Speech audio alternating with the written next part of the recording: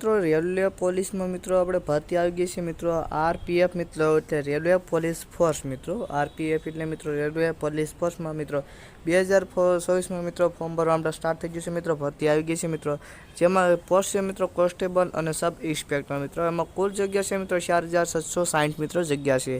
હવે પગારની વાત કરવામાં આવે છે મિત્રો તેમાં પગાર છે મિત્રો 21700 થી મિત્રો સ્ટાર્ટ પગાર છે તમારો।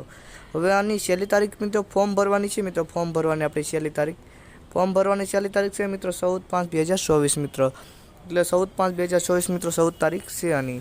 હવે વાત આવે છે મિત્રો તે લાયકાત શું છે મિત્રો તો લાયકાતની વાત આવે મિત્રો તો 10 પાસ અને મિત્રો 12 પાસ બંને માટે છે મિત્રો 10 પાસ અને ખાસ કરીને 12 પાસ બંને માટે મિત્રો લાયકાત છે ફોર્મ ભરી શકો છો મિત્રો।